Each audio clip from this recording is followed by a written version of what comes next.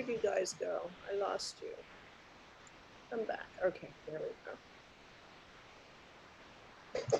So I know folks are still coming in, but we're going to start on a quick intro here and then hand it over for the main event of the night. My name is Elliot Botsetic. I'm the outreach coordinator at Big Blue Marble Bookstore, which is in the Mount Airy neighborhood of Philadelphia, not too far from where Girls High is.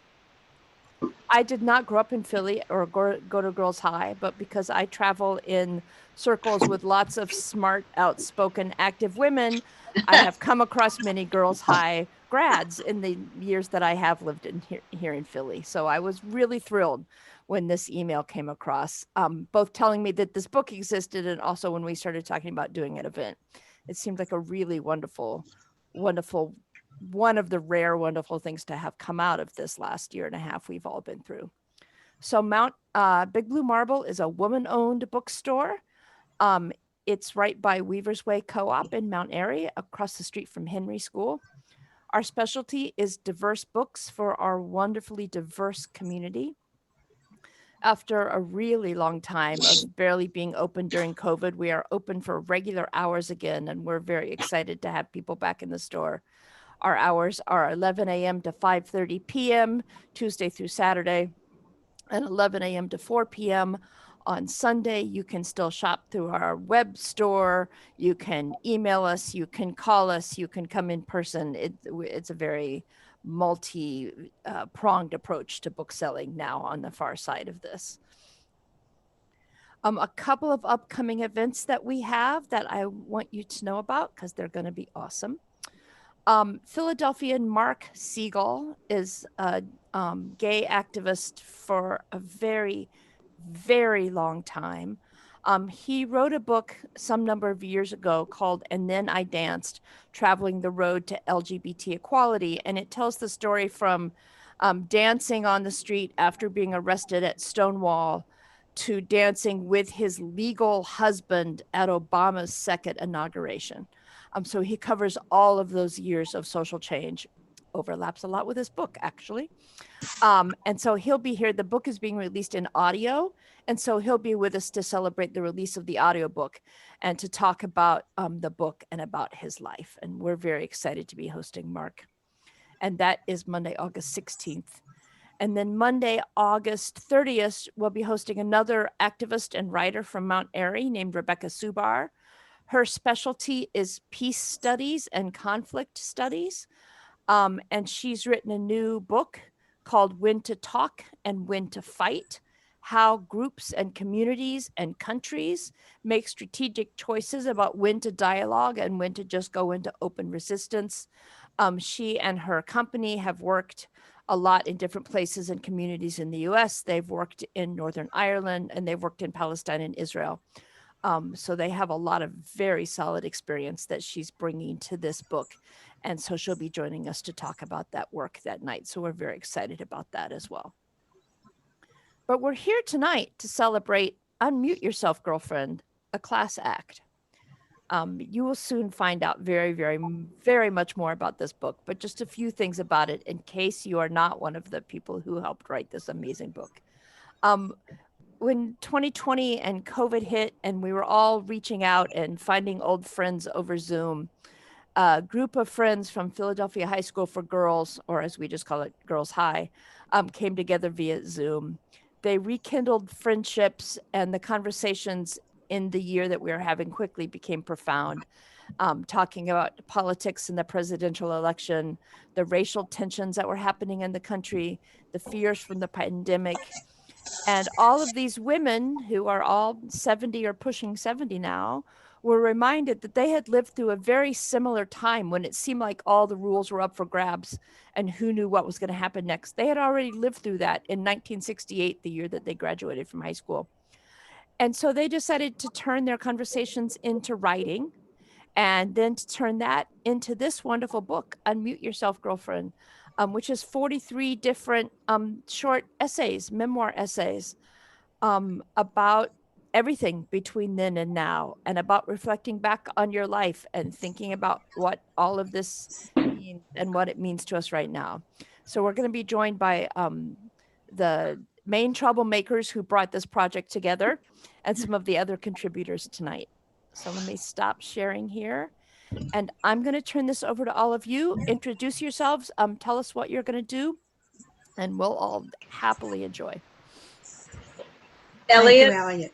thank you. That was a wonderful, wonderful introduction, and I'm amazed that that describes me. I never never heard myself in my time described that way. It was great. Thank you. My name is Kate O'Neill, and I am a member of the class of 212, which graduated in 1968. I am not one of the authors of Unmute Yourself, Girlfriend, although I did attend some of the Zoom calls, but I was busy working and could not really give this effort what it deserved, although like everybody else, I got plenty to say. One of the things I want to do first is introduce the authors, and then we're going to go to each of them and ask them questions about their pieces and ask them to talk about their pieces. We have Marcia Kramer Procini. Say hi, Marcia. Unmute yourself, girlfriend. That's what I was waiting for. Thank you. Hello. Hi, Marcia. Thanks. Also, Dr. Jane Murray Gilmore. Dr. Jefferson. Hi, how are you doing, everybody? Hi, Jane. Jane. Why can't I see Jane? I can't either. That's a beautiful face. I need to see that face. There she comes. It says Hi, Sarah. that There you are. it's open. Okay. Also, Fran Nachman Hi. and Linda Nato Stoltz. Hello, everyone. Great. So those are the characters in this presentation. But I'm going to start out with the woman who thought up the idea to begin with, and her name is Susan Duco. And Susan, I want you to. We're going to go to you were also an author, but I'll save your story for last. Where I want to start now is, would you describe the project and how you came up with it and what was behind it? Sure. Thank you. Thanks, Kate. And thank you, Kate, for taking this on as a classmate. Well, it came out of the pandemic. And Kate, could you please take over letting people in? Okay, thanks. I'm single, I'm in Los Angeles, I'm retired, no family, and I said that single. So out of sheer loneliness in May of 2020, our class has a private Facebook page. And having been on one Zoom visit with my family, which was a complete and utter disaster, I don't know what possessed me, but I posted on our private Facebook page, anybody up for a Zoom call? And I think somewhere between 40 and 50 classmates showed up. And we started conversing. And at first it was just about, what have you been doing the last 50 some years? And as things progressed with the pandemic, we all know that there were lots of other things going on in the world. And it was politics, it was Black Lives Matter. It was a lot of stuff going on, and our conversations became more and more profound. And then I have to give credit where credit is due. Margaret Novak, another one of our classmates, came to me privately and she said, I think we have a newsworthy story. And I said, oh, okay, well, how would that work?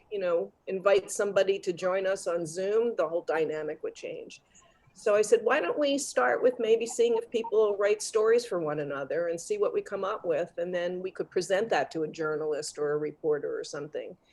And so there were about 5 or 8 of us to begin with. And another classmate, Ellen Williams LaBelle, who lives in Paris, there's not many of us that are very techie. She started a Google document site and we started uploading our stories. And one thing led to another, and suddenly we had 43 stories, and it just organically grew, and I just said, okay, this is phenomenal. Let's do this. And so I took it on and I ran with it. It certainly occupied my time during the pandemic. So it was a good thing. And lots of the friendships, I have to also say that so many of us didn't even remember each other from high school. And so what got to happen was these new relationships formed. And I'll cherish them now probably more than I ever did in high school, because I didn't know who they were in high school. So anyway, so I'm going to toss it back to you, Kate, unless you have a question for me. I do have a question, because you mentioned the disaster with the family. And I'm very impressed that you took on, I handle Zoom calls at work, and you took on 2 big projects during this pandemic. And even though plenty of people offered to help you in various ways, and you would accept certain kinds of help, but you basically handled the whole thing. You know, you had different committees of people who would help you with things. I really just want to laud you for being in charge of 2 big projects. It really was, I thought you handled both of those things very, very well. And I wondered if it had something to do with being a Hollywood producer. I think it has more to do with being a Girls High girl. Could be. But Yeah. And I'm not a Hollywood producer. Did you know my father? Because he always would introduce me as a Hollywood producer. And now I'm not a producer. I'm a production coordinator, but Right. probably had a lot to do with it because, and just real quickly, I worked in film for 36 years in production. And I used to describe it as, yeah, I move armies. That's what I do. So it was second nature to me to take this on and run with it. So anyway, but Yeah. Thank you, Kate. I think You're welcome. You're welcome. and also I want to say while I understand what you're saying, but I could not have done it without my team. And my team is really Marcia and Fran and Linda. I mean, they have rallied through this whole thing, and hopefully we'll be able to tell some of the backstory. Oh, I'm gonna ask them later. To hear. Yeah, to hear about that later. But we'll get into that for sure. Okay. Good. All right. Are you done with me? Temporarily, dear. Okay. All right, so I'm going to move to Marcia. Marcia, are you ready? Yes, to I talk am about your unmuted. story? You're unmuted. Good. I'm unmuted. Yeah, so you were one of the editors of the book, but I'm going to ask you about that later, because I think the editors of this book have stories to tell. A week or a month. So I thought I'd do the editing group at the end. But you had really a theme with your story. And I wanted to know, to me, it seemed like a theme of hope. And I just was curious about why you picked that theme. Because you sit down at your Girls High Girl, you've got a lot to say. You have a lot of experiences. Why that? My sisters asked me the same thing. When we started out, we were going to write strictly about getting together and reconnecting. And so I focused on that part of it. But the thing was that reconnection was so important to me, especially late last year after I lost a very dear friend. And I've lost several of them. I don't know if anybody wants to be friends with me anymore, because my friends seem to just, 2 of them died at 33 and 1 at 60. And then a friend of mine who helped me through breast cancer and was a 5-year survivor fell down the steps and had brain damage. So I was really hurting at the time when we were writing the stories. And I thought about the people that I lost. And then I thought, gee, I have found new friends, wonderful women that I never really appreciated before. I reconnected with old friends. So I called my story Lost and Found. And it just was something I thought about. And then after being bugged by Susan a few times, I finally sat down and wrote it out. And I think that happens in about like a 20 to 30 minute time frame, because it was like all up here and I just had to put it down and it just flowed. And there wasn't a lot more to do with it after that. Fran had some changes because she's a good proofreader. Now, one of the things I know about writing is that you need to show it to other people before you actually publish. And before even editors really look at it, you show it to people for various things. When you say your sisters looked at it, it makes me think that your sisters must have known many of these stories as well. Well, my sister's reaction, my middle sister said that it was great. My older sister wanted to ask me about it because she said that I was so successful in business and had such a long, successful career. Why didn't I write about that? And I said, well, that's not the purpose here. The purpose is to talk about how I feel and how I connected with other people. It's not about me. Right. So but that was her reaction. That does remind me that I think you should talk a little bit about what your life has been like since you graduated in 1968. It's been very interesting. I could write a book about that too. I graduated right after my 17th birthday, and I started Temple University. My mom said that Jewish girls don't go to college, they get married and have babies. And I said, I want to go to college. She said, well, why don't you do what your sisters did? They were both medical technicians. And I said, no, I don't want to do that. And she said, well, if you become a teacher, that would be great. And because she always wanted to be a teacher. And so I applied to Temple and Penn State to be a teacher. And as soon as I met with my counselor, I said, I don't want to be a teacher. So I started taking liberal arts, met my first husband, and he said, what are you going to do with psychology and sociology? Why don't you take some business courses? And in 1968, that was pretty much unheard of for women. There were like 4 women in the class, at Temple at the time. And I did, I liked it. I liked accounting, I liked economics, and I majored in accounting, got my CPA, which also there weren't very many women taking the exam at that time, and recognized that I was a lot smarter than I thought I was at Girls High, because Girls High had so many brilliant women. I just thought that I was very average. And I was married for like 3 years, and I decided that I should be on my own. And I was for 18 years. And then I met my husband. I wasn't anxious to get married again, but I ended up with a honeymoon baby at the age of 42 and 2 stepdaughters. And still wonder what I was thinking at the time. But, it just, and the rest is history. But I did work for Verizon, Bell Atlantic, Bell of Pennsylvania for 33 and a half years. Also worked for Tom Gola in the city controller's office. So I had a 4-year stint there. So pretty much stayed in Philadelphia with a couple of stints in Virginia and New Jersey for the company. Now, one of the things I think about that was part of the political landscape with our class was another rise in feminism. And there you are moving into a male-dominated world as a woman. And did you run across any prejudices with that?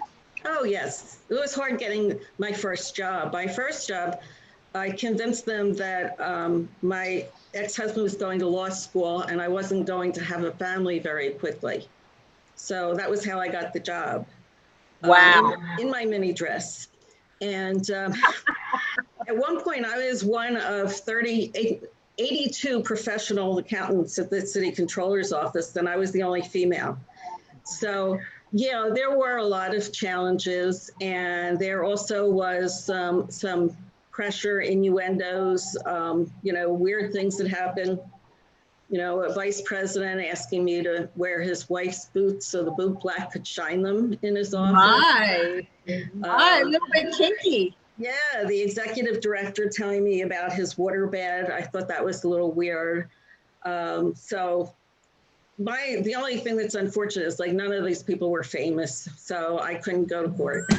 Yeah, I don't know if I've certainly read stories about women being sexually harassed, but I think what is missing sometimes is the way it felt in those days. So usual, business as usual. Well, and when you're single for 18 years and somebody wants to take you out for a drink, you say, okay. And then you realize how stupid you were. Right. Definitely.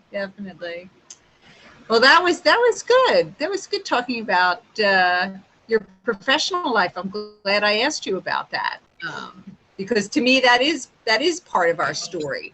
Those political movements were there, and that I don't know if you guys talked about feminism during these Zoom calls. I know we were talking about a lot of politics, but. Kate, I'm going to jump in only because a funny story, because I want to keep this fun, is when we were deciding on the title, when you talk about feminism, and we had 18 nominations for the title of the book. And there were two of them. One was Unmute Yourself. And then one of the gals, Nona, came to me privately and she said, but Susan, what you really say is unmute yourself, sweetie. And I said, I do? she said, yeah. And I went, okay, yeah, put it on the list. So it won hands down. Okay. So between, wow. And Marcia with her spreadsheets. So we knew exactly what was going on. So we had Unmute Yourself, Sweetie, and Unmute Yourself straight away. And then when we got on the Zoom call to have the finalists, the feminists spoke up like, we cannot call the book Unmute Yourself, Sweetie. And I'm like, okay, what are we going to call it? And it was Candy, actually. Candy Whitman said, how about Unmute Yourself, Girlfriend? I went, done, sold. So that was the only time we ever really got into any sort of feminist conversations in and around the book. Right. And the Zooms as well. I think it was more about politics and pandemics and things like that. So anyway, thank you. Thank you, dear. Thank you. Next up, we have Dr. Jane Murray Gilmore. Where'd she go? She's there. There she is. Okay. There she is. Okay, can you see me this time? Yeah, I can great. see you. Thank you. And thank you for agreeing to be one of the people to be interviewed. And your piece was very different from everybody else's in that there was a lot of information and detail about our school, teachers and classes. And I enjoyed reading through that. Although you were one of the good girls, I was not. So it was a different point of view, but I enjoyed it. I know what you have, I know what your profession is. So I saw a direct correlation between your profession and the way you chose to tell the story. But now I want you to talk about that. Okay, well, I talked about it because first of all, I chose to do it this way because a lot of people who are reading the book are not Girls High girls, and they should get some idea of what was going on as far as subjects and also different things that other people would be referring to. And I went into details so that everybody will be on close to the same page. Nobody will be, of course, those who actually experienced it would be more informed, but at least they gave you a point of reference. So this is the reason I did it that way, just to so that when uh, people could use that piece as a referral piece of, as far as getting a grasp of what was actually going on there at Girls High. A real framework. Yes. Yeah. Yeah. And tell us a little bit about your profession, what you have been as a professional woman. Well, I have two professions. I was a music major and an education major in college. I went to graduate from Boston University, and so I pursued both of them. I From there I went to university that what is now University of the Arts and got a master's degree in music, and then I went back to school to Antioch University and got a master's of education degree so that I could pursue both of those avenues. Then went back and got a doctorate in music and then got a doctorate in education. Wow. Wow. You like studying. I enjoyed school. I always did enjoy school. Girls High was challenging, but I did enjoy it. Um, but those are things I want to pursue, and I want to be the best in the areas that I pursued. Now, we were talking just a minute ago about issues that were raised in the years when we were high schoolers that have come back around.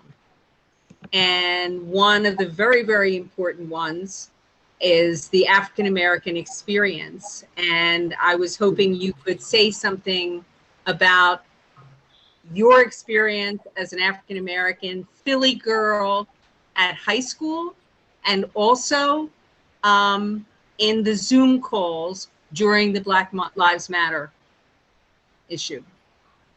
Okay, well, I know that's a big topic, but yes, it is a big topic, and of course, I would not want to dominate everything, but it's a topic that needed to be addressed because on the Zoom calls, people gave their perspective as to what was going on. And sometimes, as an African American, I did not have the same perspective as a lot of things. Most of us who were there, who were African Americans, were there because, first of all, we wanted to be there, but we took it very seriously, and knowing that education would be a key to success. So we took it seriously, and we tried to prepare us for the next step. Of course, Girls High overly prepared us for college, and but one of the things the racism that I ran into was not new to me because I had gone to Masterman before that. That was my first introduction to going to a school where I was a minority. But many of the Black students prior to coming to Girls High attended schools that were primarily all Black, and also many of the teachers were Black. Not all the teachers, but there were people who nurtured you so that you could be successful, and told you, that you had the same inner resources and potential as any other human being. And so when you got to, and you had advocates there at your previous school that told you that you were smart, that you can be successful, and also took you under their wing. That did not happen at Girls High. We felt alone at times. And what we did do was to lose the person that would advocate for you, and also lose the person. I'm telling this in because my phone is getting ready to die, which I don't want to happen. And we also lost those people who would say, "Yes, you can do it." We were on our own because there was, out of the 500 some girls that were there were less than 100 of us who were African Americans. And then we were distributed among the different classes. So I found myself sometimes in a class where I was the only African American that was in that class. And that was very lonely. Um, when I talked about advocacy, I think it's very important because as the memories of teachers suggest that self-esteem strategies are important to help students along and it helps with motivation and all that. But if you're not giving any feedback other than the grades that you receive on papers, then sometimes you feel like I think somebody just like you're just an average student when you're not because you're in a school that is very competitive. I felt, and some people might say, well, why why did you attend Girls High? And I can say there's the biggest reason that we had access to programs and facility and resources that I would not have normally had at my neighborhood school. Like we had fully equipped science labs, language labs, fully equipped gym and field, and also a library, the music suite with the and the with the choral and instrumental, fully supplied art rooms, and also we had resources that were there, uh, basically among ourselves, and then we had the rigorous academic curriculum, which we might not have had in our neighborhood schools. Which there were many courses, even the language department, the French, Spanish, Latin, Italian, German, and Russian, were all accessible to us. But saying all that, going back to the question of how did we feel about being there, and so we felt that we were not nurtured and we didn't have sometimes did not have anybody to turn to other than ourselves. And I didn't feel like there was any because there were few teachers of color there. I think there were faculty members, about 5 at the most, and I did not have any of them until I had one in biology in 10th grade, which we'll talk about later on, but not until 11th grade in chemistry, I had Maud Harris, who looked like me. She was African American, and it was no doubt that she was an African American. And we were able to talk with her. She stayed after school and talked to not only the African American students, but anybody who wanted to stay after school for chemistry. And that year with her being there made a difference. We were able to talk to her privately about things, and that was so that was instead of being isolated. And I was in, fortunately or unfortunately, I was in some STAR classes, and every last one of my STAR classes, I was the only African American that was in that class. And I hated sometimes when teachers said, okay, grab a partner or get into a group and let's work on this. Because many times I was by myself and no one had ever said, yeah, come join us. So I had to actually walk around and ask, can I join this group? Of course, everybody said, oh yeah, you can join, but you always felt like an outsider when you're in classes like that. And I joined the group, and then when that project was over, is back as usual. So a lot of times, um, yeah, I felt isolated. And I know in my senior year when my counselor wanted me to take all these STAR classes and AP classes, I didn't want to do it because this is my last year, and I want to be able to be in classes with other people who looked like me. And I did take some of them, but that was the loneliness of being there and sometimes being in classes where if I was afraid to be absent from school because I didn't have anybody to depend on to get assignments from. Because one time when I did call somebody who told me that we didn't have any homework, which I found impossible, found out that that was not the case because of the competition that was in those classes. So that was just Wow. example of what happened there at Girls High. I graduated. I did well there, but socially and emotionally, there were things that were going on that only I and sometimes even my parents didn't even know that was going on, just to be there and to survive. What part of the city did you come from, Jane? Oh, that's another thing. I came from West Philadelphia, and tell you why that's also impactful, because I had a teacher in one of the start classes who asked me to stay afterwards after class, and she said, "What part of the city did you say you lived in?" And I never said anything because I never really had a conversation with her. And I said, "West Philadelphia."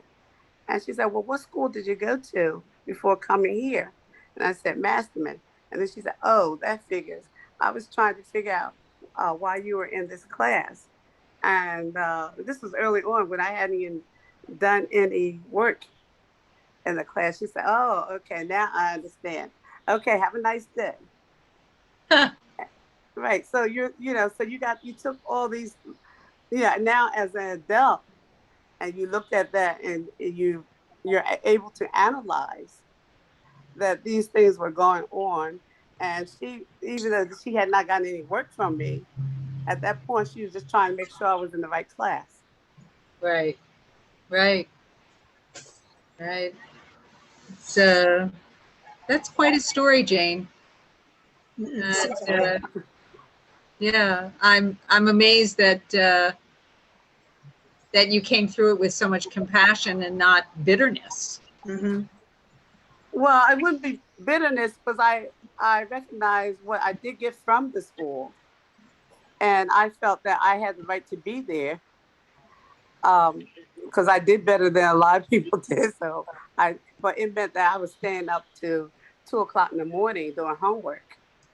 Wow. And I know a lot of people weren't willing to do that.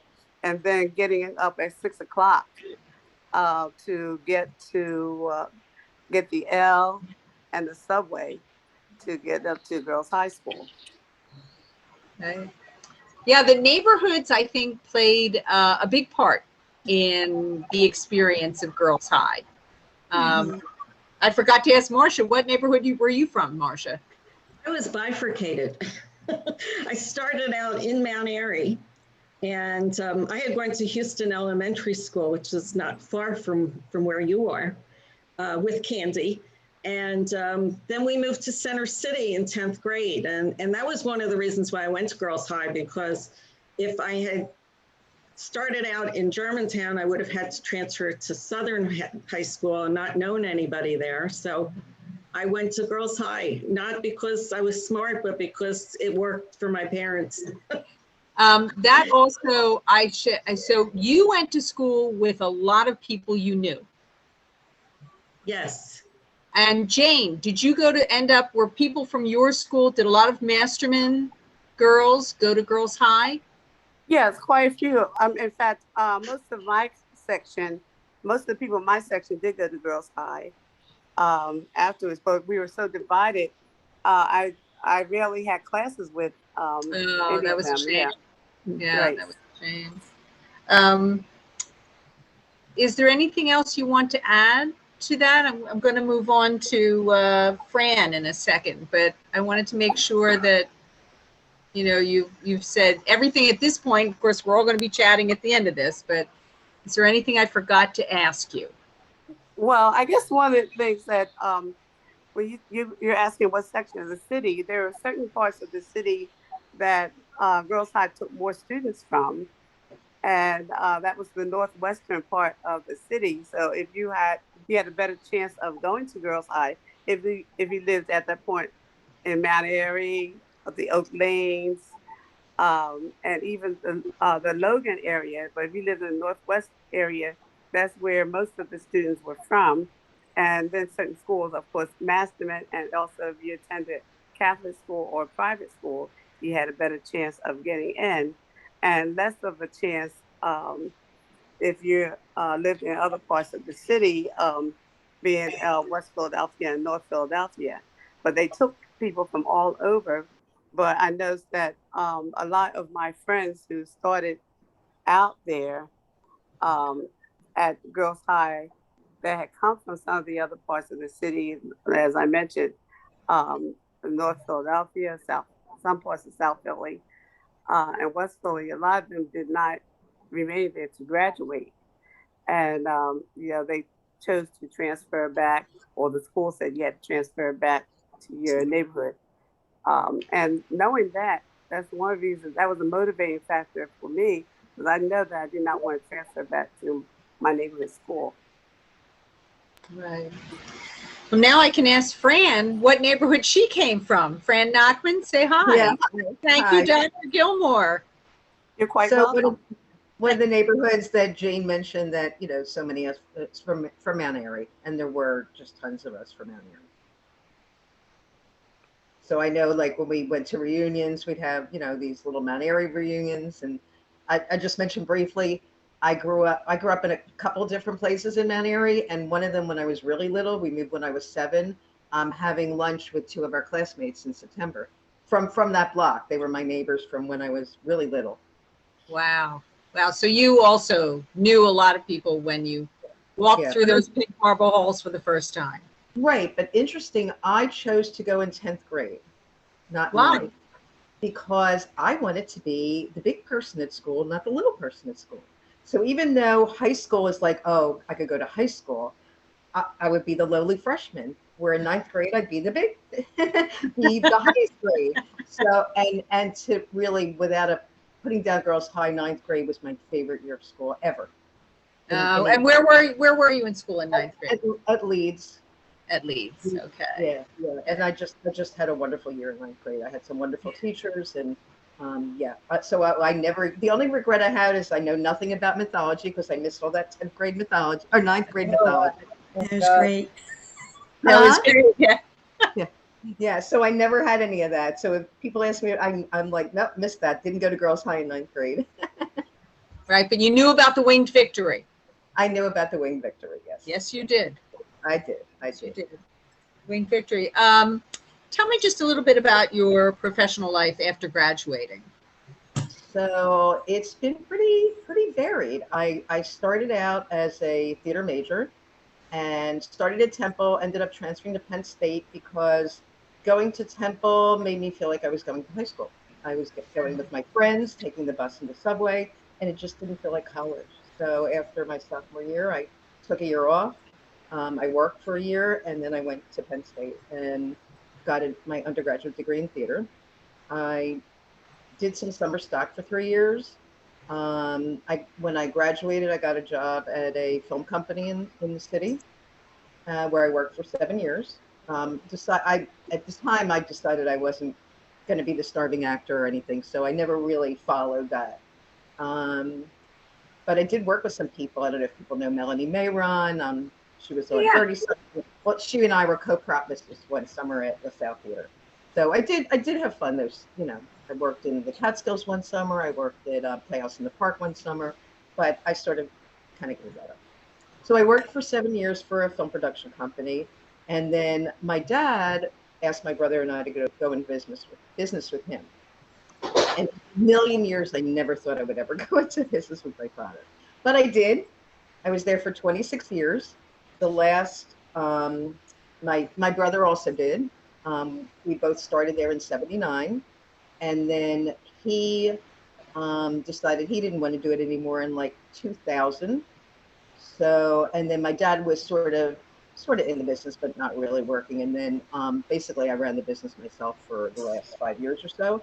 And it was an industrial cleaning company. We did basically ductwork, industrial commercial duct cleaning, not residential. And I always have to say duct, D-U-C-T. People think we clean ducts. But it was a very successful business. I had crews from New York to Virginia. And I sold the business in 2005 with the intent of going back to get a PhD in tourism, because that had been my love for a while. I wanted to work in tourism. And then the head of the Pennsylvania Convention Center, Tom Muldoon, started talking me out of that and said, just because you have a doctorate doesn't mean they're going to hire you. So, and deep down, I knew that I wanted to be a concierge. That was my dream, to be a concierge. I became a concierge in 2007. Sort of reached heights that I never expected. I became president of the Concierge Association for 3 years. I won the Key to the City in 2012. I became a member of Clay d'Or in 2013. They're the concierge that wear the gold keys all over the world. And that's my biggest downfall of the pandemic is that I lost my, I haven't had a job as, I have a job as a residential concierge anymore. It's not, it's title only. It's nothing, nothing about it that's being a concierge. But I loved it, and I'm still hoping that one day, maybe I'll go back. But Yeah. Well, I got to see you at your concierge desk. Yep. You looked pretty comfy there. It suited you. It definitely suited you. Yeah. Yep. I felt it was a really good fit. But, So now tell me about your story. Tell me about my story. So I used to go through after the pandemic, like I said, the negative, the downfall, and still is the downfall is that I don't have my job back, my beloved job. So that is like just truly, it's not like going to work. But other than that, it's been really good for me. I mean, I used to feel, a lot of guilt, like all these, the suffering in the world and everything. And I lost 40 pounds. I started exercising. I started playing the piano again. I tried to learn guitar. I got my house completely spring cleaned. So I've sort of, my friend in New York said to me, I don't know anybody that's like made the most out of this pandemic as you. So I did somehow, I was able, and my story is called Lemonade from Lemons. Just less great. And I'm even before this, I've been a big believer in that. I just feel like over the years, I feel like if something negative happens, there's going to be something positive on the other side of that. And it just seems to happen. Now, maybe it's because I believe that it happens. I don't know. But yeah, I feel like I'm sort of proud of myself that I really have made the most of what's a really, the other negative, I was supposed to get married. Of course, that got postponed. Yeah. We were supposed to get married last May. We're getting married in Arizona. It's just a small family wedding because we both love Arizona. And then we were supposed to get married June 5th, but that didn't happen because a relative her cancer came back and we couldn't do it. So now it's October 1st. So we're hoping the third time's the charm. But now, I heard yesterday that they're predicting the height of the Delta variant is going to be October. So like, oh my God. Oh, okay. Okay. So where is that date going to happen? At the Royal Palms in Phoenix. The hotel in Phoenix. Nice. Yes. Very nice. Very exciting. Yeah. Well, you have all the awards to be able to do that. And that concierge there better be on their toes. They don't have a concierge. They don't have one. No. I mean, you'd be surprised at how many. I heard, they've never, from what I know, I don't think they have had one. But there are Four Seasons. I think the Four Seasons in Boston or even closed the concierge desk. They're saying permanently. It's just really, I always say it's very ironic because you see the term concierge all the time. All the time. Yep. The Ford concierge, the Target beauty concierge. Everything's got I got something from, I can't remember what it was, but it was some ridiculous thing like AAA one, something that had the concierge was going to get, Audible concierge. So it's, So people are going to forget that it was a person. Right. And think of it as a concept, a thing. Right. In our office, one of the older staff gave one of the newer staff an inbox because she was cleaning out some stuff. And he didn't know that an inbox had actually been a thing, an actual thing. He thought it was just a name they put in your email. Wow. Yeah. Well, it's funny. You talk about my son is going to be 30 this year, but I've read so many funny things about like they don't know how. One time he asked me like how he puts a stamp on an envelope because they don't know what a checking account is. They don't write checks. somebody in Philadelphia Magazine, a writer once, because she had a son about the same age, talked about how she couldn't figure out why nobody in the office, young people, would never return phone calls. First, they didn't know how to work a landline. They were looking for the send button on the phone. Where's the send button? And then they couldn't edit. They had to talk live. They couldn't just change, so that freaked them out. It's just. Fran, somebody just wrote in the chat, awesome book. Fran's memoir was one of my favorites. Oh, thank you. Yeah. Camellia Bowles Cobb. Camellia Bowles. Wow. And I think of mine as being, I don't want to boring. I don't want to put it down by saying boring, but compared to some of these stories that were some of them are really amazing, heartbreaking and inspirational and everything, that I feel like my story is kind of humdrum. No, it's not. It's not. All right. Is there anything I forgot to ask you? I don't think so. Because you're going to get back to the editing, I know. I am absolutely going to get back to that. So now we're gonna meet Linda Nato Stultz, and Linda, your story. Tell the name of your story. Tell the title. And then I was saved. And then I was saved. And then I was saved. And, I've heard so many stories from ladies who did not like Girls High or had a terrible experience. And I was like a puppy. I was so happy to be there. And I was so happy to be there for 4 years.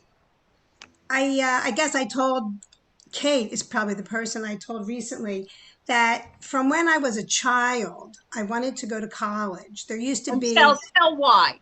There used to be a show on television called West Point, and at the beginning it was 1957. So I was 7 years old.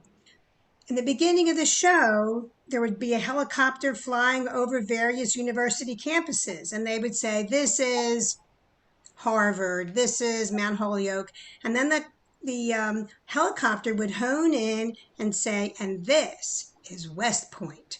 And they would start the story about West Point. And when I saw all those beautiful places, I turned around and I said to my parents, "I'm going to college." It didn't matter what I wanted to study. I'm going out of this neighborhood.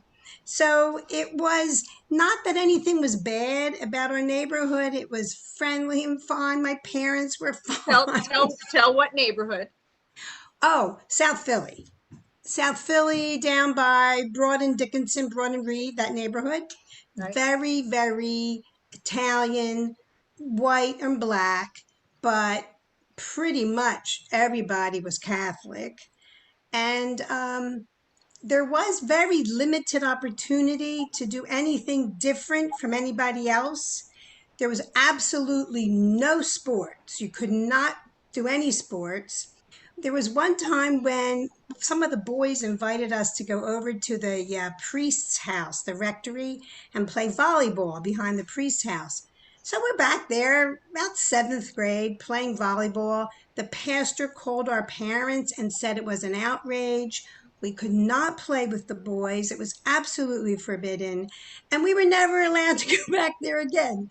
So, I mean, the kinds of things that you weren't allowed to do were very strange and limiting. But when Anita D'Angelo's sister told us about Girls High, and I went there, from my neighborhood, the nuns were very mean to us. They would hit you with a ruler. They would smack you. The nuns were very mean. So I never, ever expected teachers to be nice to me. And if they would just stay away from me, give me the classes, give me the work, I'll do it because I'm going to college. So it didn't matter. You want me to jump? Okay, fine, I'll jump. But so I was never expecting anybody to be nice or kind. But when I got there and somebody shook my hand and showed me around and people were polite, I was in heaven. I was fine. So I didn't know other people were treated poorly. I really didn't. Except, I was in the same biology class with Dr. Jane, and that was a different situation. That was the most mean teacher. That's a whole other story.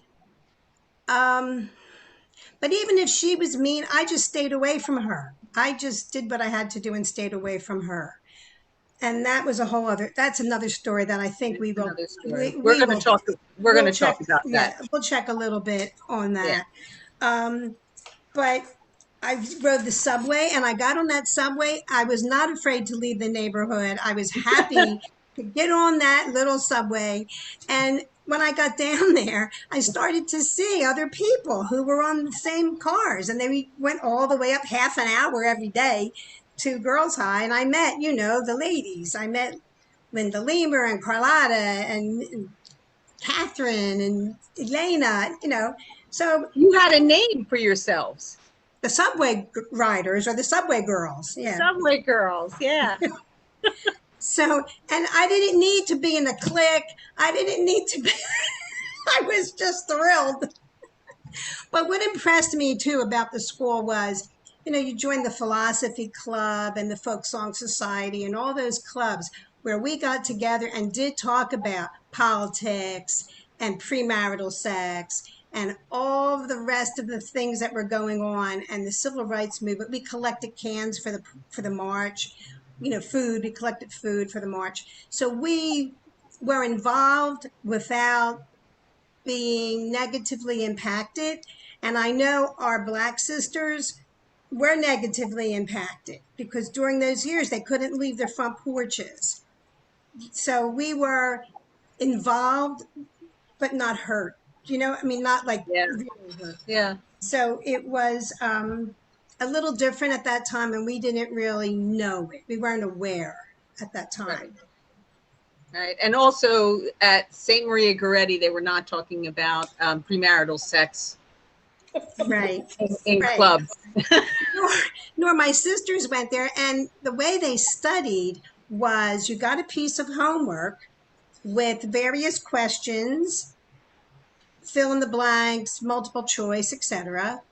And you did your homework. If you did your homework and studied those papers, that's what was on your exam. So if you studied that, you got an A. That's Right. fine. At Girls High, they said, oh, read the Scarlet Letter. And then 3 days later, they would talk about what the symbolism was, and you'd write an essay. So it was very different. Very different. Very different. But I loved it. Was there anything I forgot to ask you? I don't think so. The other thing I did want to say was being in an all girls school was also something I really loved because our students did everything. I mean, Emily wrote a play. She wrote the whole thing. In our school, we didn't do The Music Man or any other play that other schools were doing. Our students actually wrote the play we put on, which was a fabulous satire. They put the decorations up, they printed, they ran the school store, they ran the literary magazine, they ran the newspaper. To me, that was a whole world of possibilities that opened for women. Yeah. Because the women did everything. And in my neighborhood, you didn't get off the porch.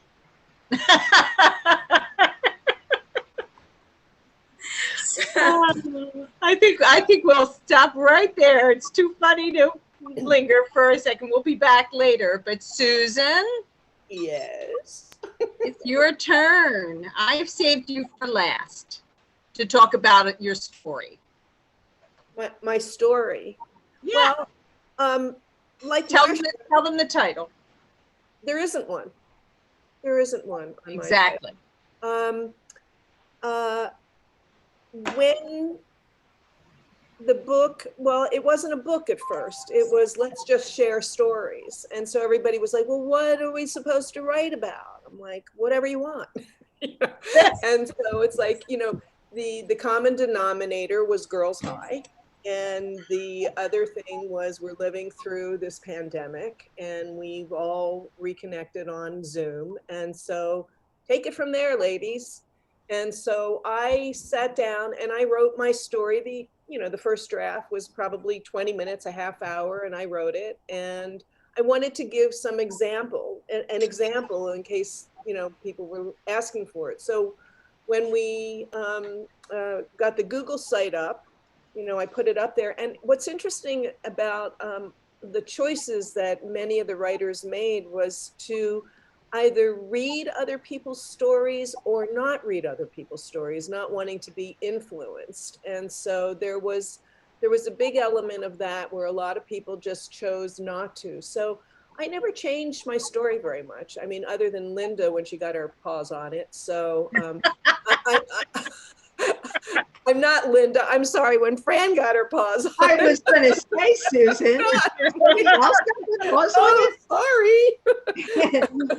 But actually, I'm going to segue right into that story because it's my story is my story. I reminisced a little bit about my relationships with two of my good friends, which Dean again wrote a story, and then Judy Bluebond Seelig did not write a story. She was dealing with family illness at the time, and anyway, reconnecting with them. And I have to interject here because Kate, you said I was one of the bad kids. Well, I was another one of the bad kids, and I hated Girls High. Now, I thought I hated Girls High, and it was really during this process of the book. It might have been before that, but somewhere over my lifetime, I realized how blessed I was and fortunate I was to have had the opportunity, because I also dropped out of college. And so I never finished college, and I got caught up in the 60s and 70s and, sex, drugs, and rock and roll. I mean, I'm an open book, so I'm going to just let it all hang out, and you can read that in my book and in my story. But so what I wanted to say was, it's a funny story, and it gets into the proofreading and the editing. So I'm going to introduce this part of it, Kate, if you don't mind. Great. That would be great. I think you're close enough to it that you should. Okay. So I looked for volunteers. Well, when I was researching what it was going to take to self-publish, I realized that it was going to be a lot more expensive to have it professionally proofread and edited. And so I thought, well, we don't need other people. I mean, I need other people, but we have the talent amongst us. You're Girls High girls. You read literary magazines. Exactly. So exactly. So I asked for volunteers, and Marcia and Fran volunteered, and you have to understand, we were winging it the whole time. I mean, didn't really know what we were doing, even in the self-publishing and getting a publisher and all that business. Anyway, so Marcia and Fran decided to just divvy up the stories. And I think we already knew that we had 43 stories by the time that happened. And anyway, Fran wound up getting my story, and she was sort of dragging her heels on. You're giving up my spiel? Again, are we going to air our dirty linen and public? I mean, anyway, so I said, when are you going to get to mine? And she said, I will. And Fran and I are two people. We didn't know each other from high school, and I've got this big personality that I'm very well aware of. I get called on it all the time, and so I felt like, oh, I'm intimidating Fran a little bit. And so finally she said, well, okay, I've read your story. And she's so sweet, and she said, but do you know that, now this is where we're going to have a little debate going on. She goes, you know that you have 17 semicolons? Go on. Yeah, I think there were 21. Right, okay. So she says 21, I say 17. And so, what a Girls High girl critique. And I went, well, is that a bad thing? And she goes, well, it's kind of a lot. And I said, well, I think I just discovered semicolons, so I must be having fun with them. Anyway, so I said to her, please, Fran, make me look good. So I don't know, how many did we So wind up? I don't even know how many I definitely kept some. And I told Susan, you have to understand, I think the semicolon is way underutilized. I like the semicolon. But 21 in like a 3-page story or something, I think is a bit excessive. So yeah, so there's all that But you that can was- see that I was like, okay, well, just make me look good. That's fine. and I will forever think of you, Susan, every time I see a semicolon. She teases me unmercifully to this day, so it's kind of fun. Anyway. And if I can jump in, everything that she gave me after that for me to review, letters and things like that, I said, you're not using semicolons anymore. You've switched to dashes. They've made me better. My girls have made me better. So Yeah. but They are grammar nerds, girls high the girls. grammar police. It is the grammar police Yeah. for sure. And so what happened was I'll go through this because I think we should leave some time for questions if people have questions Okay. about what's going on. But Okay. so Marcia and Fran did the first round of proofreading. And then we realized another round would be optimum. So we asked for some more volunteers, and we had 4 more volunteers. Was Jane Pearl Barr and Ruth Stark, Pat McDonnell, and Sharon Oslak Dunoff, who's on this call.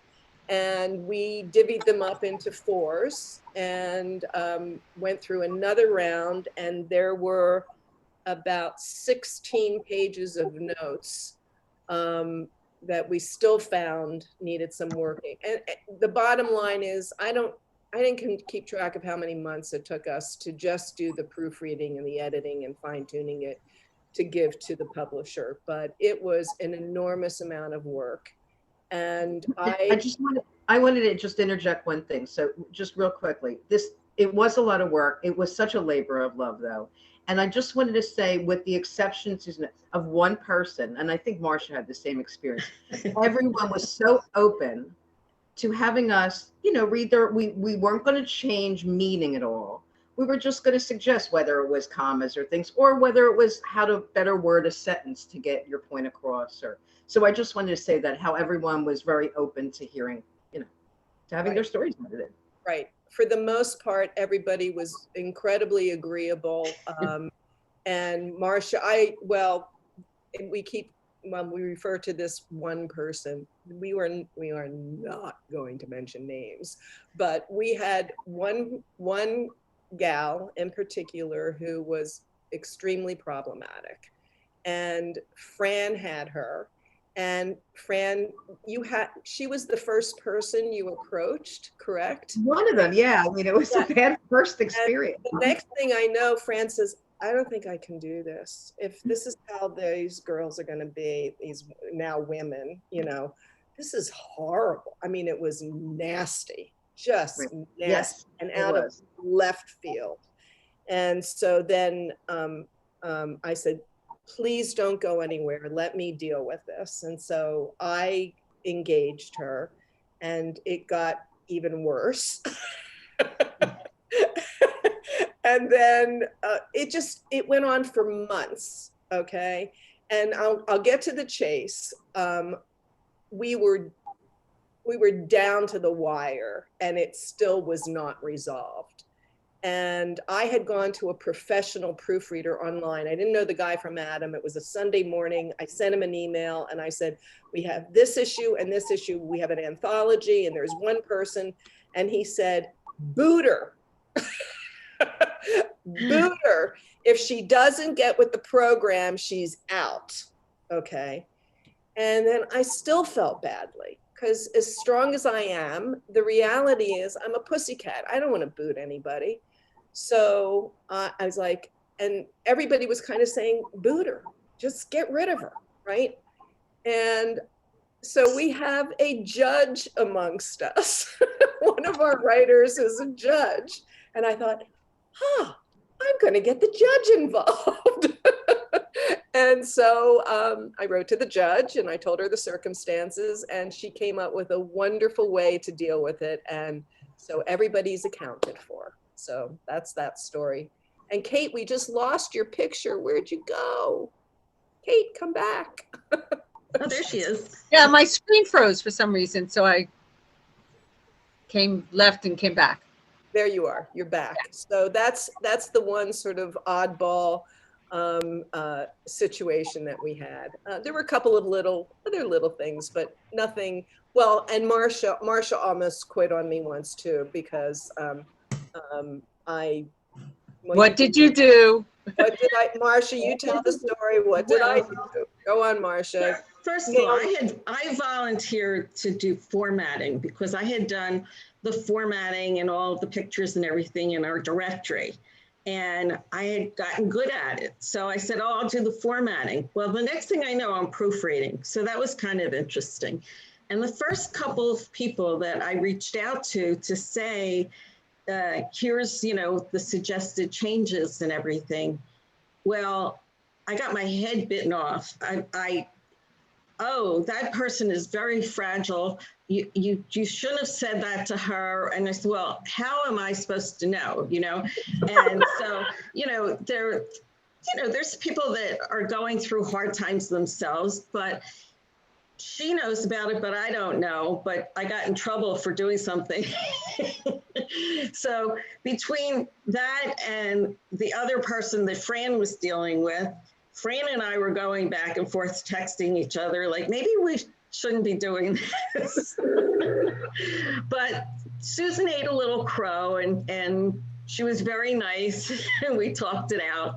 And now we are best of friends. By the way, Susan Kusunis just wrote, well done, ladies. Kusanis, thank you. Well done, ladies. Love the book and this discussion. Oh, sweet. Thank you, Susan. I just got goosebumps. That's so that is so nice.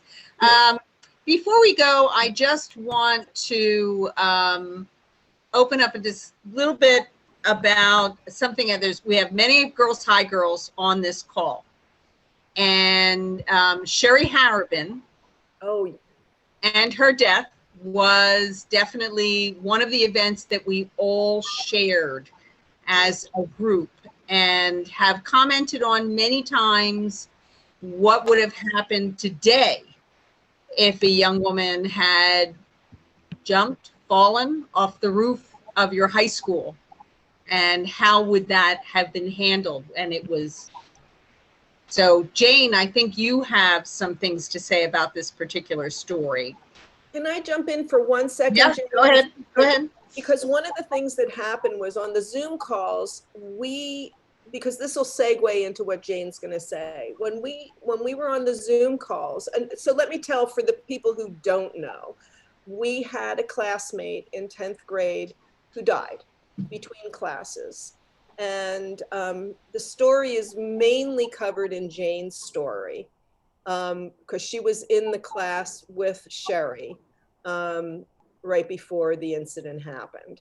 But what we realized in the Zoom calls was that here we were 55 years later, and we were all still talking about it and kind of traumatized by it. And we all went off into our own worlds, into our own lives, and carried this with us for up until now. And it was so healthy to be able to talk about it. And then, the book is dedicated to Sherry and all of our other sisters that we lost. But because there's a reoccurring story about Sherry throughout the book, not to the point where ad nauseum, for those of you who haven't read it, but it is touched on in a couple of places. And so Jane, we've got your frozen face. Can we have your real face while you're talking, Jane? She said her battery is going on her phone. Oh, not good. Okay, Jane, take it away. Okay, all right. You can see me now, right? Yep, we can see you now. Okay. Well, I want to make sure that those who are listening and have not read the book get the opportunity to read it. I'm not going to go into a lot of detail, but I just want to, it was alleged that she had committed suicide. And there was a situation where most of the 10th grade class had experienced a new biology teacher who had a chip on her shoulder because she had not been accepted to Girls High. She had gone to, she said, the other GHS, Germantown High School, and she was a new teacher there at Girls High. She was almost next to impossible. It was next to impossible to get a good grade from her. She said that her highest grade was a C. Many people who were straight A students received failing grades. And not only that, many of these students were, we were all in the star biology class, because at one point I had thoughts of becoming a physician. But after that experience, I changed my whole course. I decided that's not what I wanted to do. But getting back to Sherry, who was an excellent student, she was also our class representative, and you could not have any failures being a class representative. And what I just remember that what happened during that time. There was a conversation, it was report card day. We received a report card, and which we received an advisory, and then we had biology later on that day. And she questioned the teacher about the grade, and the teacher, said, that's the grade you're going to get. If you keep questioning me about it, you'll still keep that same grade next time. I was thankful for a D, and that's how bad it was. Like she said, she only gave 4 C's, and she gave less than 10 D's, and everybody else failed. And I had never, I was trying to figure out how was I going to take this grade home. When Sherry left, we thought that she was going to the principal's office to tell what had happened in that classroom. And we were not told anything. And this is what bothered us more than at least bothered me. I can speak for myself. That we weren't told anything except for that when the bell rang, the vice principal came up and told us when the bell rang that we would not move, that we had to stay there in that class. And then they start questioning us. And we told them we thought that she was just going to tell about what happened and the teacher's attitude. And we're kind of happy because somebody had the courage to do that. We had no idea what had happened with Sherry. So and then after the event, first of all, we didn't find out. I didn't find out until I got home and saw it on the Channel 6 News, and then saw it in the newspaper. But nobody at school said anything about it. And when we came back the next day, the vice principal just said, whatever happens here, nothing is that bad for you to do that. There was no counseling. Our class was divided, so we didn't even have each other to even talk about it. And it was a hush-hush thing that we found it now that some of the faculty members weren't even aware what had happened. But we were discouraged about talking about it, which, because the vice principal said she didn't want to hear anything about it, anymore about it. And some of the girls went to the funeral. But that was the situation that occurred there. And I was very distraught that no one, nowadays there would be a counselor, people would be there counseling, and, we would be able to share our thoughts. But it was something that was hush hush, that, and that's the sad thing about it, because a lot of us still carried it with us. And I became a counselor. One of the reasons I became a school counselor is because that incident and being aware of people's feelings and how to deal with situations like that. But I've never experienced anything like that, thank goodness, after that. But it was for I was still 14 at that point to experience that And other than the support I got from my family and from my church, but nothing from school, because they didn't want that to be part of our, I guess, our conversations even. So that's what I want to bring to this conversation.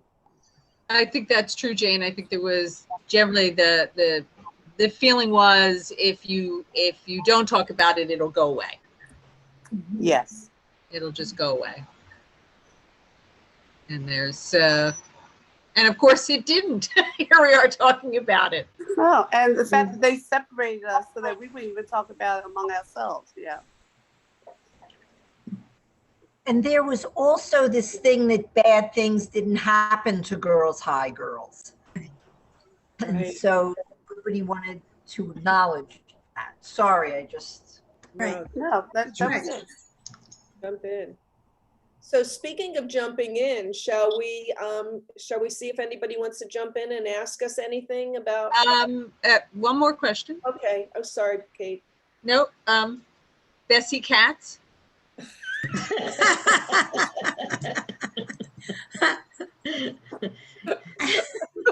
Oh, why did I bring that up? Why did you bring it up? Well, let me ask you, Kate. But Did you ever figure out who Bessie Katz is? well, I got told. Oh, you got told. No, I did not. I cannot claim having figured it out. Okay. Who told you? A little. I want names. I want names. You I'll know, ask her to confess. Sorry. ladies, you do have to know, ladies, that some of our friends have read this book and they are a little aghast that we would treat someone the way Bessie Katz is purported to have been treated. Just saying. Just saying. Well, I don't want to give it away for those who haven't read it, but but Bessie Katz has written a poem in the book, and I'll just give an example. So one of the best examples was you, Linda, saying to me at one point, "Who's Bessie Katz? I went to the yearbook. I can't find Bessie Katz. Who is she?" Gloria London came to me because there was only like 5 people who were like, "Oh my God, did we abuse this woman? Who is she? Oh my God, did we do something bad to her?" Anyway, what my pat answer to everybody is, if you want to find out who Bessie Katz is, read the effing book. Excuse me, but that's usually what I say. Read the book, because it is in the book who she is, but you have to find it. So it's just a little game that I played. It comes from a story that was told to me. And anyway, I don't want to give too much away. It's a fun thing. It's a fun thing. Before we move to questions, I just want to say there is a classmate of the class of 204 who is on. Her name is Janet Burson. And she says, our class continues to feel connected. Reunions have been wonderful. We have talked a fair amount of the experience of our sisters of color with the school and how different it was for them. I will mention this discussion to our class. And what a treasure you all are. Thanks to Susan Duco, who is my cousin. And we just reconnected after decades for including me on the list. And I said I will. And then Paula Lamb says, I got 2 books. Can you explain to the audience what the difference is? I think that's an important, thank you, Paula. Thank you for that question. Okay, Paula. So what happened was the book was published. We received our advanced copies. Linda actually got the first 150 copies in Philly. I got 75 days later. And Linda was so excited, she took some photos and texted them to me, and I took one look at them and I went, "Oh no, what have they done?" And basically what happened was the publisher printer completely screwed up the formatting. And so therefore the table of contents was off and the formatting was incorrect. So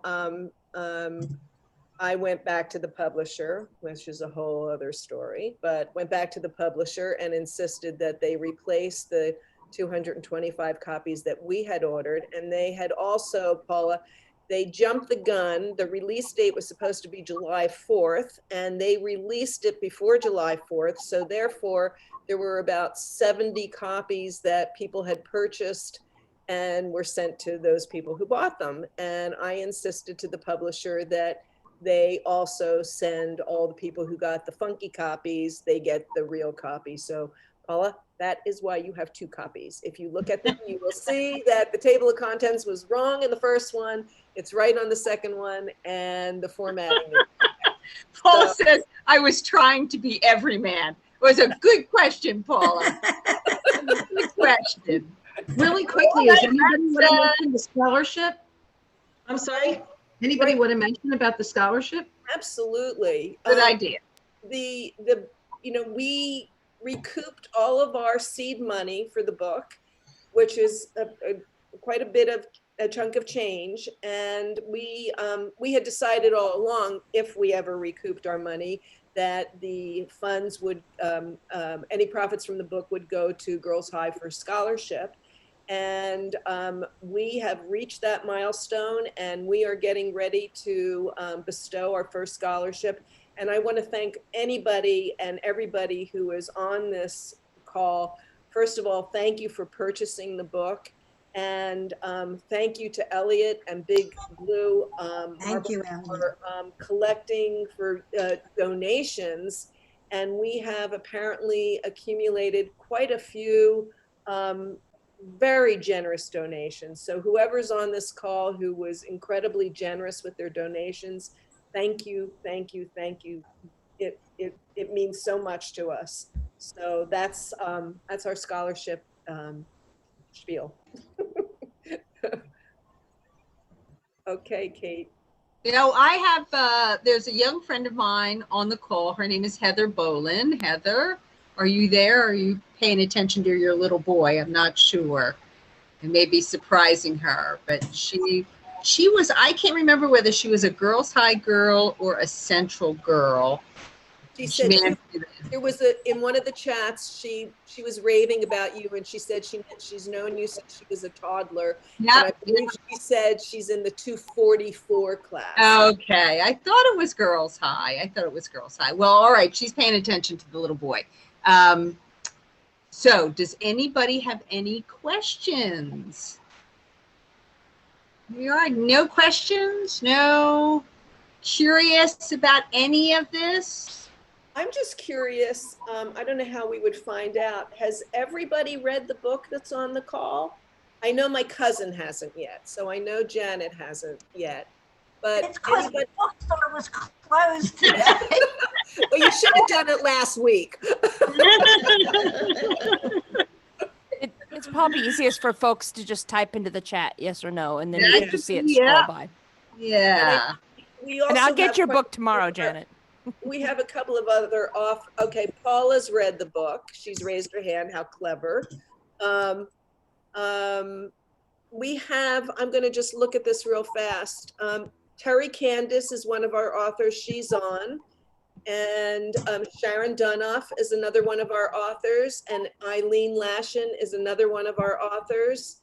And yes, so we have two. Well, we have two. Paula and Terry obviously have read the book. But anyway, so that's, yeah, I was just curious. So if you haven't read the book yet, hopefully this will inspire. Terry, wait a minute. Terry, you should have something to say. You always have something to say. Oh, let her. Come on in, Terry. Now, Terry. she wasn't Where is invited. she? She wasn't invited, but come on, Terry, show yourself. Take your hand down, unmute yourself, girlfriend, sweetie. Yeah, just need to unmute yourself.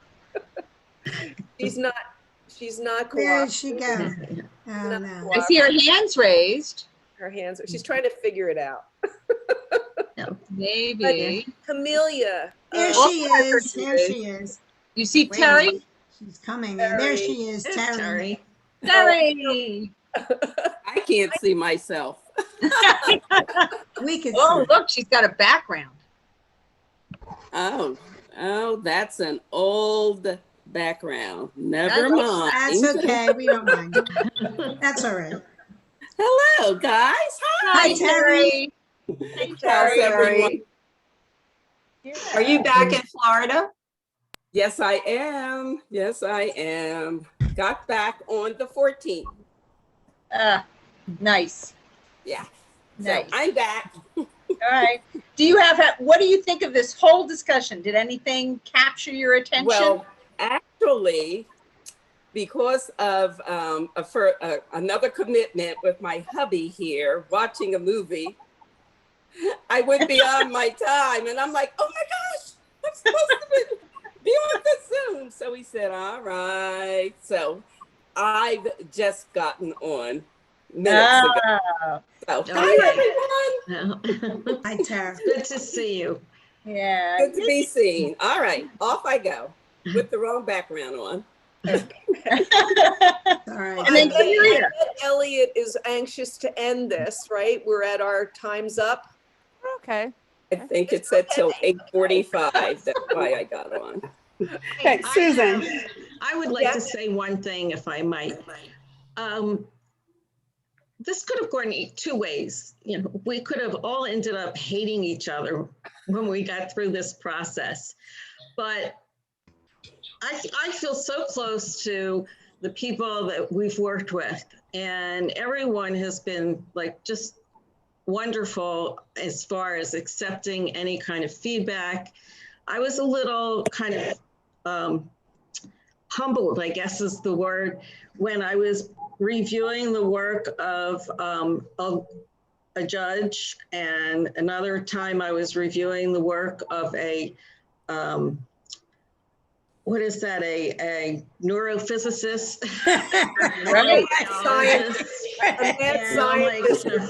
Right. What am I doing? You know, telling them what to say. But I just think that this has just been a wonderful experience, and it just the people that I hadn't connected with, I did connect with in this process, and it's just been wonderful. But I'm not sure if I want to do it again. Marsha, I miss you. I miss you. Marsha and I were talking like pretty much every day. Yes, we were the ones that stayed up late at night. I think a one anthology every 50 years is a good life balance. Yeah. Thank you, Elliot. Now, though, Elliot, actually, a lot of the gals who were, and some admittedly so, were skeptical or, oh, yeah, sure. Why would anybody want to read a book about girls' high? I mean, really? It's boring. And, you know, a lot of those sort of reactions when you were approaching people, and now they want to be part of the sequel. Right. Right. And I'm like, I don't think I'm ready for that. Oh, by the way, guys, you may not know this, but Elliot set up a really attractive little display of Unmute Yourself Girlfriend in the store. This is a really nice store, by the way. You know, I would say no matter what Blue Marble is doing, you should always check it out because it's a really good bookstore. And thank you for being. Oh, Go ahead. absolutely. Yes. We're a woman. Wonderful place. We're a woman-owned business, right? So, and it's a lesbian-owned business, and a lot of us who work there are, you know, LGBTQ, and a lot of us are writers. So, like, this is perfect for us because this is, you know, nobody starts a bookstore to make a lot of money. No.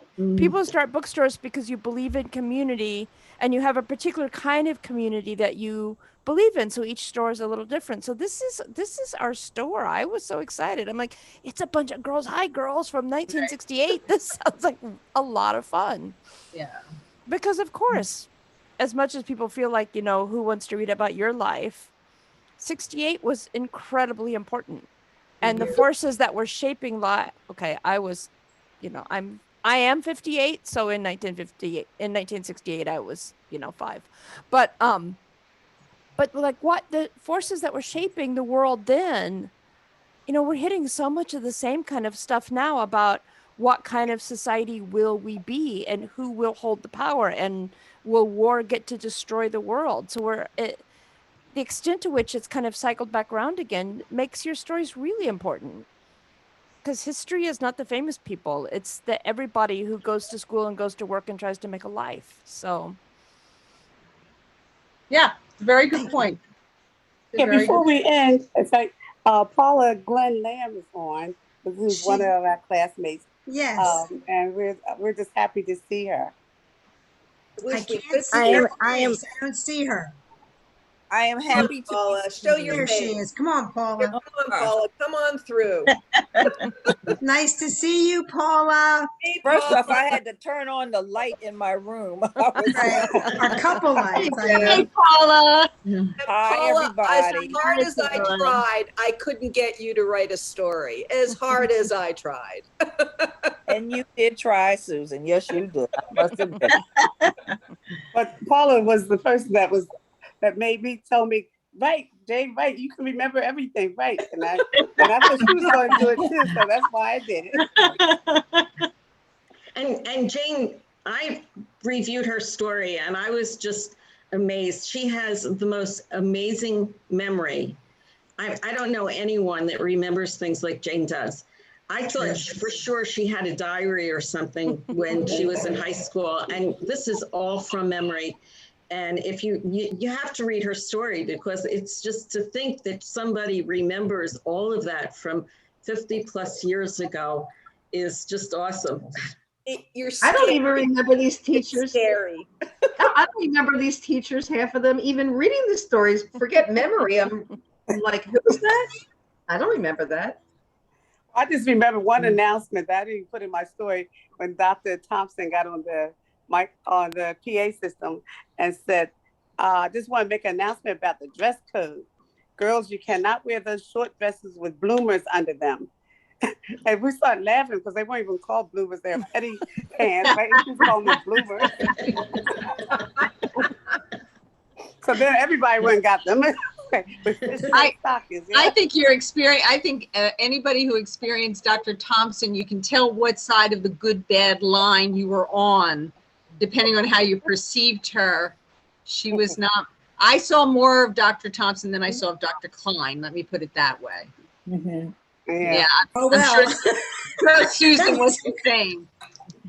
It was scary. I can second that. I was sent home for wearing culottes. I was called into her office and got sent. No. Yeah. Culottes. Truthfully. Yeah. We weren't allowed to wear culottes. Okay, and then what do we all remember about the class that came the next year? What were they allowed to Yeah, wear? they were Pants. pants. To wear pants. We were all so pissed off. Yeah.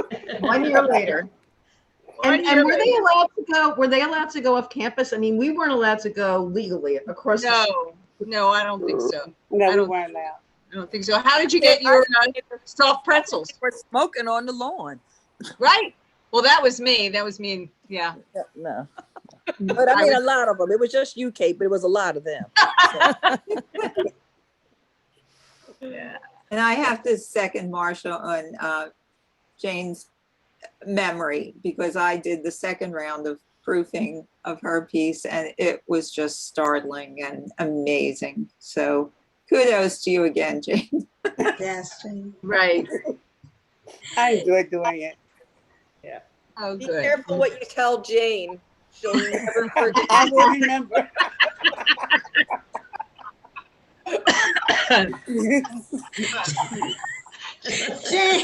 Jane, when I read your story the first time, I said, oh my God, I hope I was nice to her.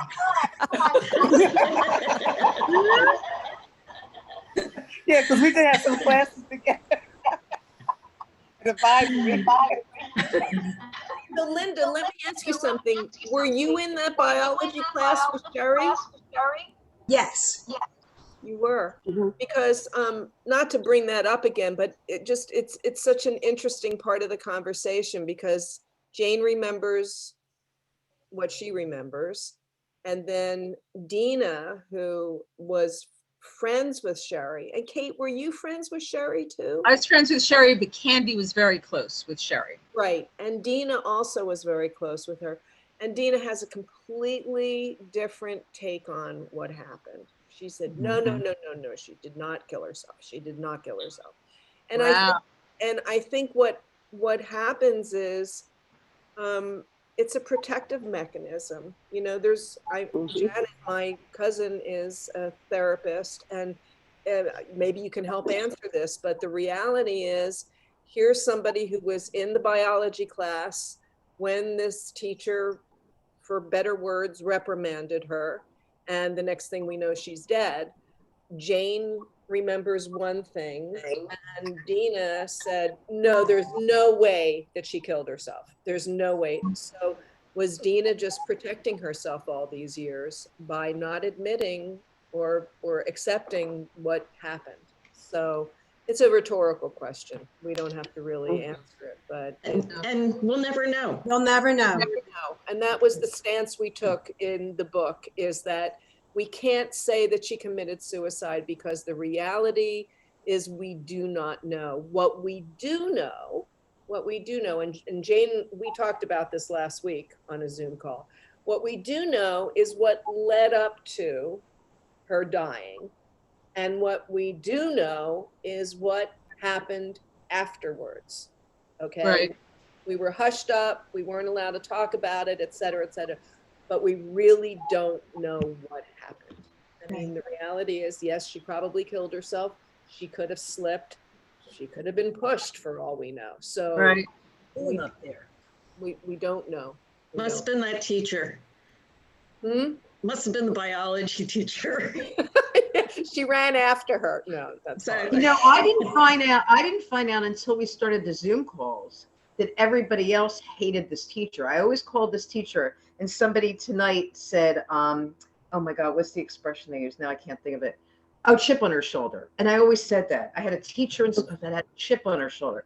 She was the worst teacher I ever had in my life, bar none. And I don't even remember, was she still there the next year? No, that was the last time we saw her. She used to teach from her medical books.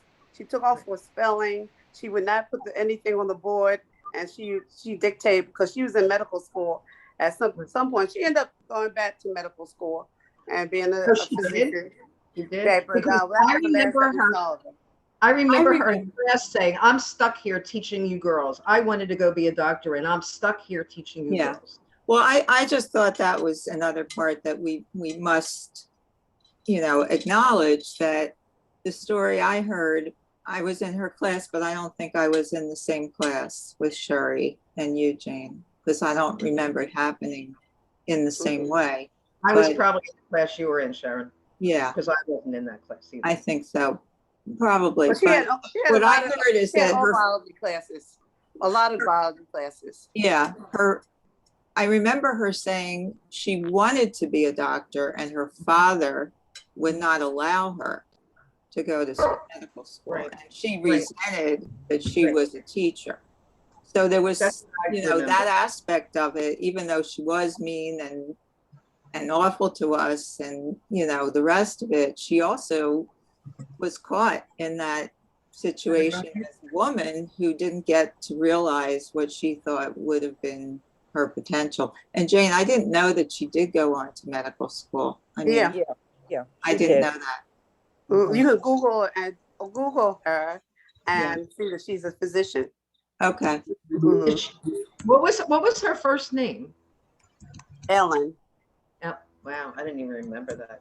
Yeah. I guess maybe I never knew that. I remember. Well, I'm jumping in to say that I'm seeing that people are getting tired and need to kind of sign off for the night. So we should wrap it up. But this was wonderful, you all. Thank you so much. Thank you, Elliot. Thank you. Thank you for hosting us. Oh, absolutely. Absolutely. Thank you, It was Elliot. completely wonderful. And of course, the book is for sale at Big Blue Marble. And if you don't live nearby, you can order it. There's a wonderful company called bookshop.org, which functions kind of like Amazon. You order books and they send it to you, but they exist to support indie bookstores. And over this last year, when stores had to be closed because of COVID, they've been donating 10% of everything they make, plus 25% if you buy it through a link to Big Blue Marble, we get 25% of the sales. They just in 1 year have donated $15 million to small brick and mortar bookstores. Wow. So they are not sending their CEO to space in a penis rocket. They are giving money to indie bookstores at a time when we were all really hurting, and they're giving that money to us. So bookshop.org is awesome. And if you want to get the book or send the book to your friends, you should order it through bookshop.org. Exactly. Okay. And we Thank became you. an affiliate as well as an author affiliate. So it's a whole networking system. Yeah, they're wonderful. So thank you all so much. I'm going to turn off Thank you. recording now. Yep. Thank you. Thank you, Thank Elliot. you. Okay. Bye-bye, everybody. Bye.